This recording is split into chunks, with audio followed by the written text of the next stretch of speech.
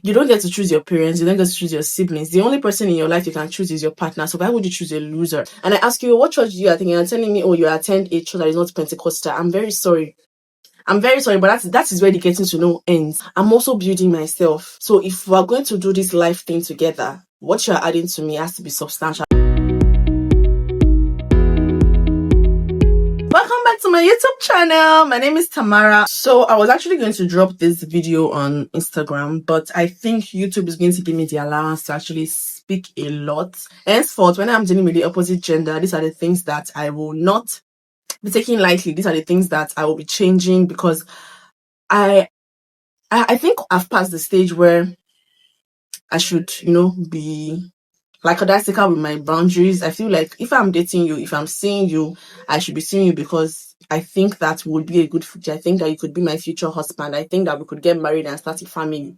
So if you're making mistakes, I think you should be out. So the very first boundaries that I'll be putting in place in the year 2026 when I'm dealing with the opposite gender is, once it is 9 p.m., I'm not going to reply your texts. I'm not going to be answering your calls, because one of the ways that the devil actually traps us in this current time is late night phone calls. What are we having late night phone calls for?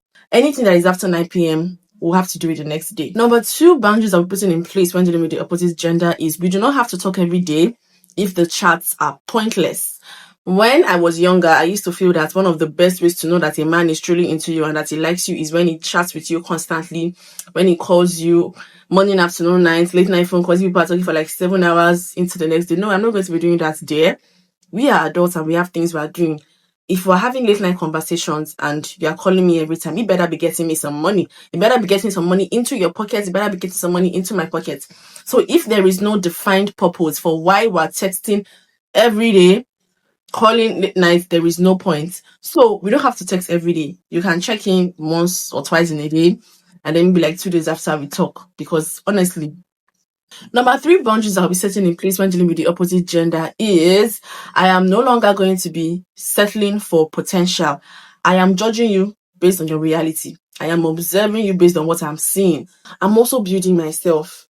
So if we're going to do this life thing together, what you're adding to me has to be substantial. I know you might not agree with what I'm saying, but it's my life. I heard someone say that you don't get to choose your parents, you don't get to choose your siblings. The only person in your life you can choose is your partner. So why would you choose a loser?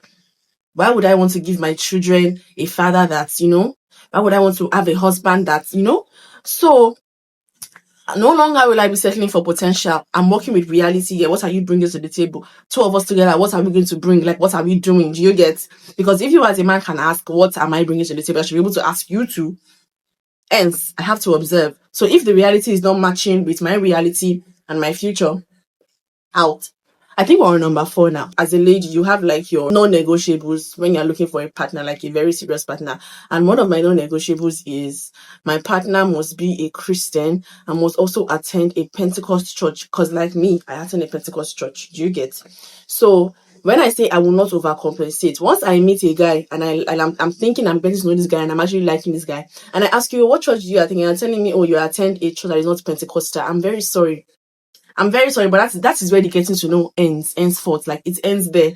No longer will I say, oh, you might attend this church, but at least he's kind. At least he's tall. He fits my aesthetic. Oh, at least he spends money. You might attend this church that I know.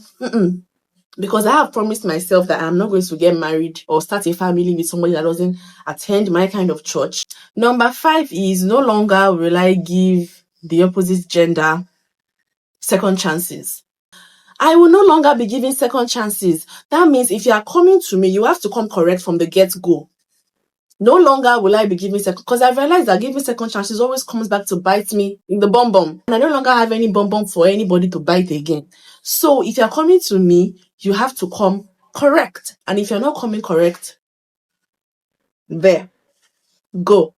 Because once it is a mistake, 2 is a pattern, and 3, you're just doing yourself. If we're getting to know each other and you do something once, you disappoint me once, and I decide to overlook it, when I'm supposed to block you, but I decide to overlook it and give you the benefit, and you actually like do it again, that's it. I'm not gone are the days where I'll be typing epistles. No, I started doing that this year. and it has saved my mental health a whole lot. These days, I don't even try. I will just block. I will just block you. Because my husband will not do that. My partner, the father of my kids, will not do that. When he sees me, he will know that, yes, this is my wife, and he will carry me like the egg that I am. A final thing, I will not be getting to know or talking to or even thinking that I want to marry somebody that you are telling me you cannot go to church. You're a Christian, but I have to be the one to force you to go to church. You are a Christian, but it's only when I'm going to church that you will say, okay, you're going to church. No. You're a Christian, you will drop me off in front of church, but you will not enter church with me. No, we're not doing that yet. So moving forward in 2026, these are the things that I will be so strict on. As in, I know I am strict, but 2026, Tamara is about to get 100% stricter because I am not playing with that year. That is the year that everything I've been doing since 2016 will finally make sense. And you want me to entertain somebody that is not sure about what he's doing. 2026, I'll be embarking on one of the most life-defining, life-changing moments of my life. And you want me to shake my mental health. You want me to play or joke with my sanity. It's not going to be possible. It's not going to work. So thank you very much for watching my video. And if you watched to this point, you know how we do it now. I love you so much. And make sure you make sure you give this video a thumbs up. Make sure you also share, leave a comment, and most of all, subscribe. I really need this channel to get to 1K subscribers. Please, let's get to 1K subscribers. We can do it. Fighting. Thank you so much for watching. I'll see you in my next video. Bye. Sarajevo.